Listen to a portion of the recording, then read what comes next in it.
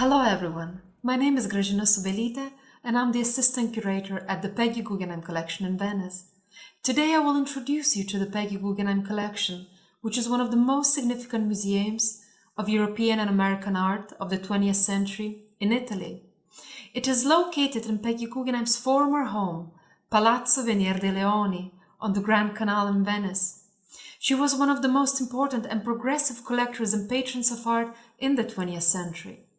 I will speak to you briefly about her life and achievements and take you on a quick tour of her home museum, describing her palazzo and garden, and then concentrating specifically on the part of her collection covering the early European abstraction.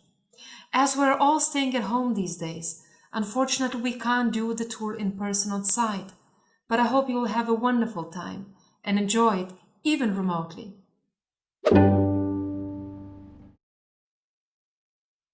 So let's start.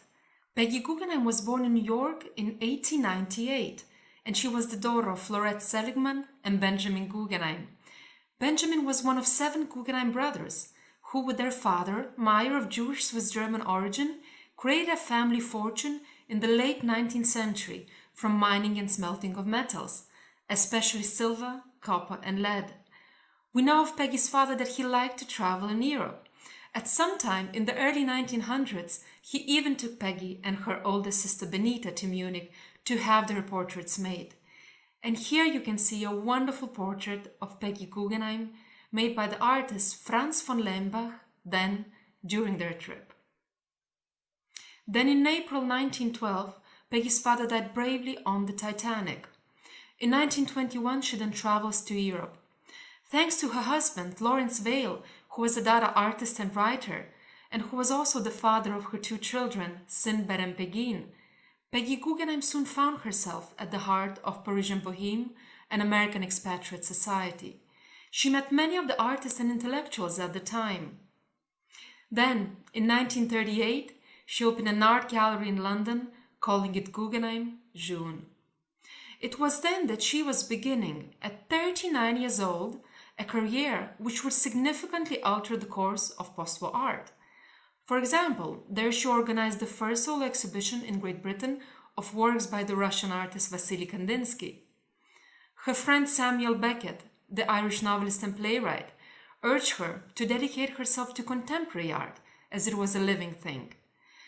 The French-American artist Marcel Duchamp, on the other hand, introduced her to various artists and also taught her the difference between abstract and surrealist art. Despite the start of the Second World War, Peggy busily acquired works, resolving to buy a picture a day. She then fled the Nazi-occupied France and returned to her native New York, together with her children, Lawrence Vail, and the German surrealist artist Max Ernst, who was to become her second husband.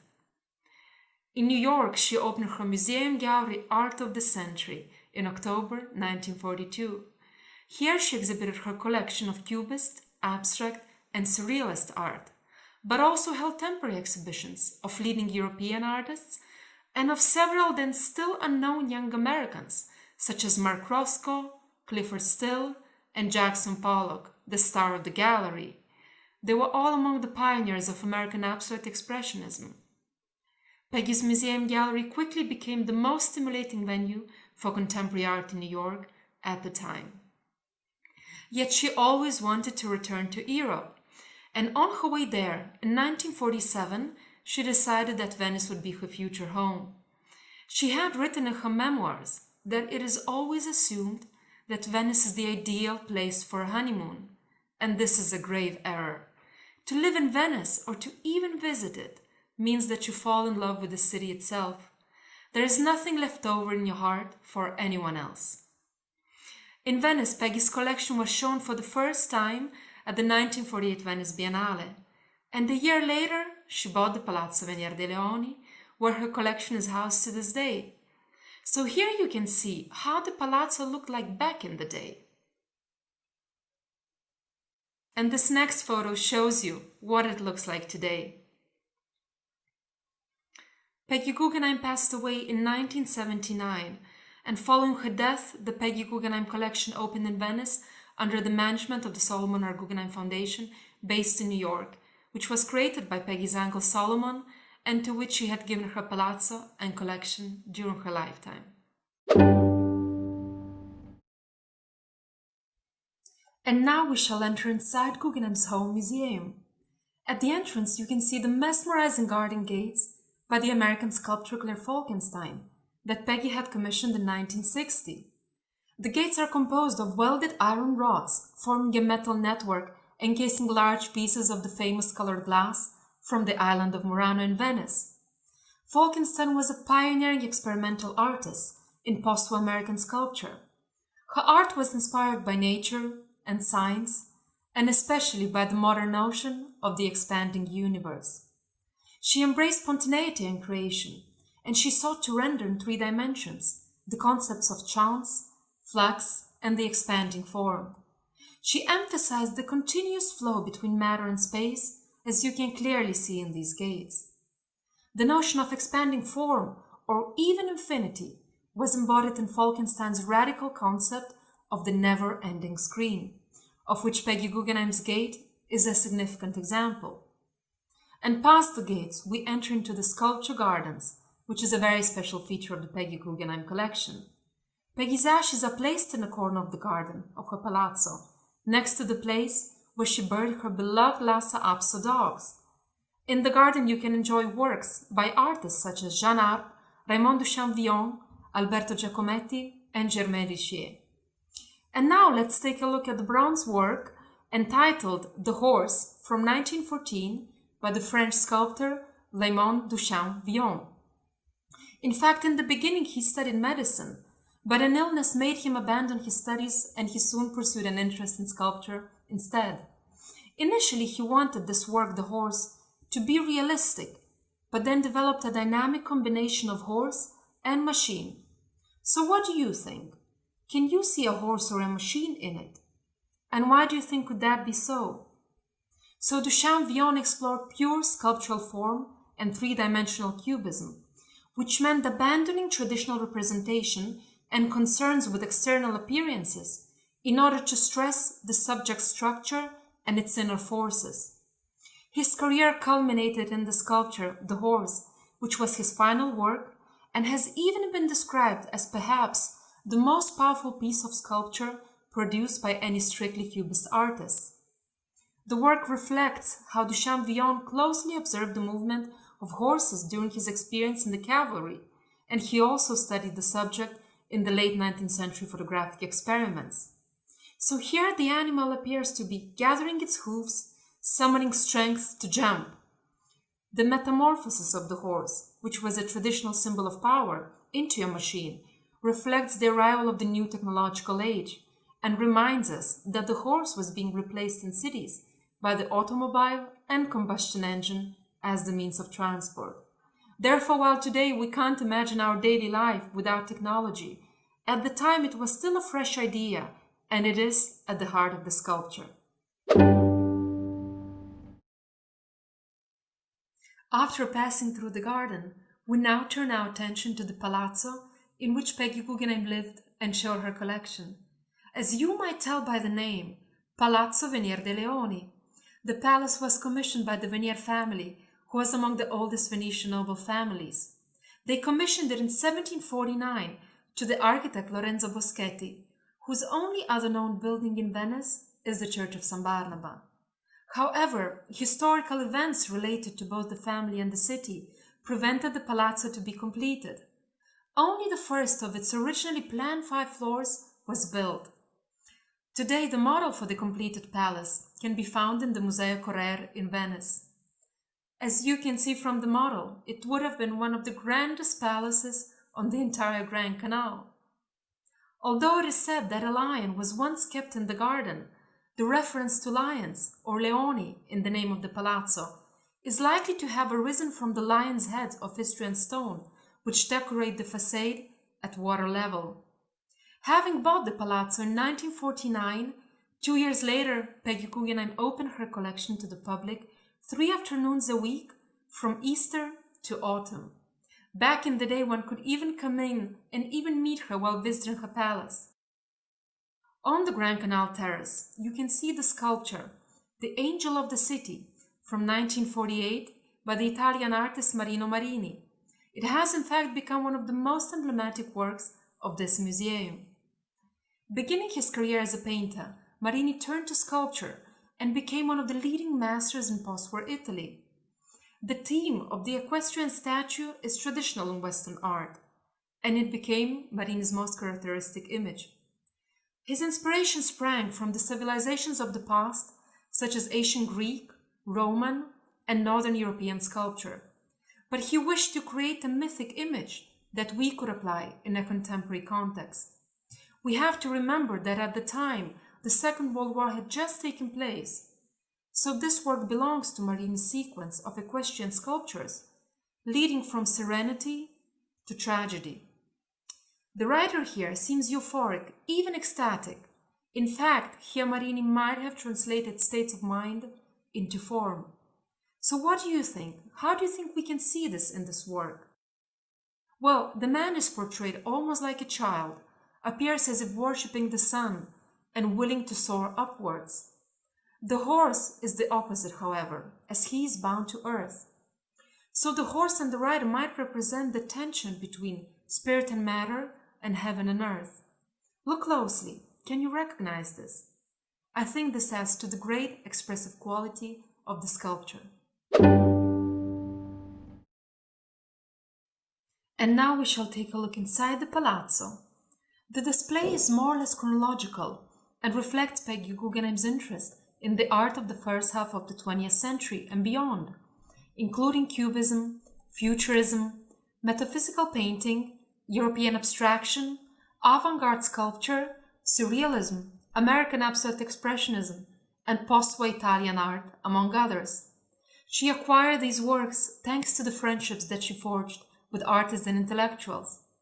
In addition, presented in the Palazzo are some of the objects from her collection of the arts of Africa, Oceania, and the indigenous Americas, which she assembled in the 1950s and 60s.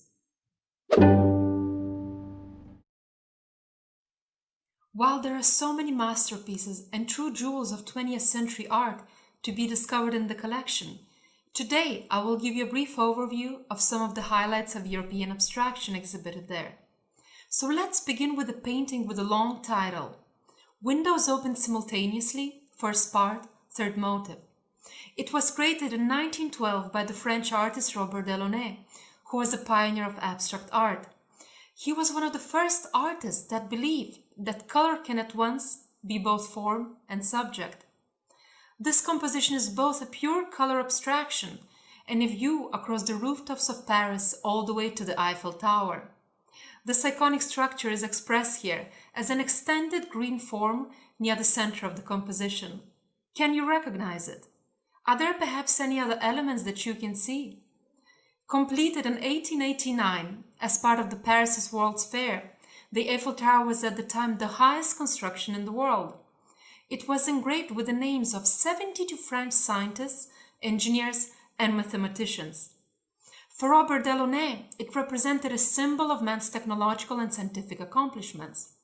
A curious detail is that Peggy Guggenheim's father, Benjamin, was in fact an investor in the company for installing lifts in the Eiffel Tower. Might this perhaps be another reason why Peggy liked this work so much? But even beyond this painting is so much more than just a view of the city. The windows implied in the title open not only onto a distant view, but for Delaunay, also onto a new world of visual expression, which is pure painting based on light. This is one of at least 13 works on the theme of windows that Delaunay painted, referring to them as windows opening onto a new reality. He shared Leonardo da Vinci's affirmation that the eye is the window of the soul, and believed that colored light in abstract patterns was the purest way to transmit beauty to our consciousness.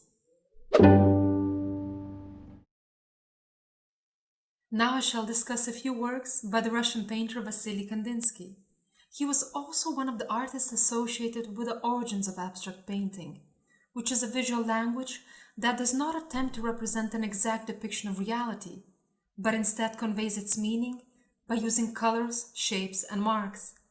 Kandinsky had an exceptional sensitivity to color, As a young man, he was enchanted by the colors of his home city of Moscow at sunset. In his youth, listening to a performance of an opera by Richard Wagner with his eyes closed, Kandinsky even saw the music as color.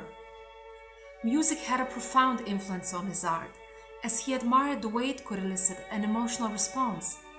He believed that painting should also aspire to be as abstract as music in order to give rise to a similar emotion or a spiritual sensation. And now let's take a close look at the earliest work by Kandinsky in the collection. It is titled Landscape with Red Spots No. 2, and Kandinsky painted it in 1913. It comes as no surprise that here he presents the landscape as a spiritualized vision. He achieved this by emphasizing the expressive power of color. Kandinsky had published an influential text on painting, in which he described colors in a strongly emotive way.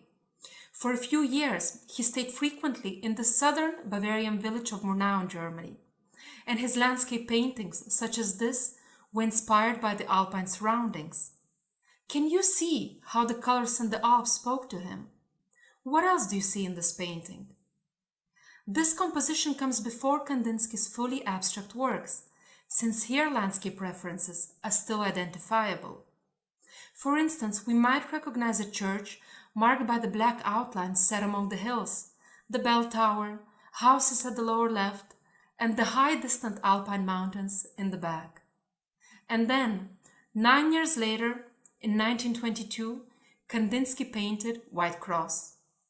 Let's take a moment to compare these two compositions. Can you spot some differences between them?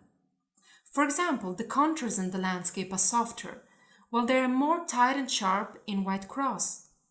Yet if you take a close look at White Cross, you will notice the loosely painted exploding green sphere in the lower right, which contrasts with the clearly sharper shapes on the left. This indicates to us that this is a work of transition from one manner of abstraction to another. This impossible world of harmonious and conflicting shapes and colors, both light and dark, is a testament to the power of Kandinsky's abstract imagination. And the White Cross of the painting's title appears in the checkered pattern in the upper right. Though Kandinsky uses it as an abstract element, the cross is an evocative, symbolic form. It is a Greek cross, reminding us that Kandinsky was born into the Russian Orthodox faith. A key element of his art was his desire to paint his feelings about his home.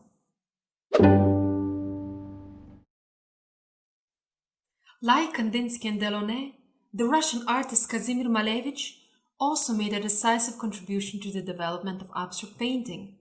By 1915, he was the founder of Suprematism, an art movement of pure abstraction which developed into a philosophy and even a program for changing society. Malevich said that he wanted to desperately free art from the deadweight of the real world. He painted this untitled work in around 1916.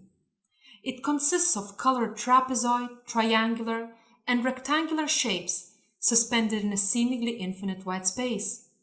Malevich wanted to eliminate any kind of reference to nature, or even to coordinates of physical reality, such as gravity, space, or natural light. The supremacy that he claimed was that of feeling, yet feeling that was not related to morality or to emotions brought about by personal relations. Suprematism was meant to generate feeling from pure painting, our sensation of shape, color, and the relations of forms. The last artist whose works I would like to introduce to you is the Dutch painter Piet Mondrian, who was a friend and advisor of Peggy Guggenheim. They even used to dance together in the jazz clubs of London. He started out painting the Dutch landscape, but his work quickly progressed towards an abstract geometrical framework. Mondrian became aware of Cubism, developed by Pablo Picasso and Georges Braque, that emphasized the flat two-dimensional nature of the canvas and had a limited color range, usually of grays, browns, and blacks. Mondrian's work Ocean 5, painted in 1915, which depicts a view of the ocean, in fact has its origins in Cubism. Still more than that, Mondrian believed that basic geometric shapes were inherent in nature, and that each part found its place and balance in an underlying design of universal harmony. So while the horizontal and vertical arrangement in this composition might evoke the movement of waves in the ocean mentioned in the title, and the color white in the center might refer to the sunlight shimmering on the water surface, for Mondrian this carried more profound and mystical implications. Can you see this in the painting? Mondrian transmitted the ideas about universal harmony also to his later works of pure abstraction, in which again he wished to convey maximum content through minimal means. His mature style consisted of grid-like horizontal and vertical black lines intersecting on a white picture plane and animated with primary colors. A signature example is his painting Composition No. 1 with Gray and Red, 1938, Composition with Red, 1939. You might be wondering about the long title of the work. It is indeed curious, and in fact, the title suggests that the initial arrangement of the painting included a small rectangle of color gray on the upper left. It was likely overpainted by Mondrian himself.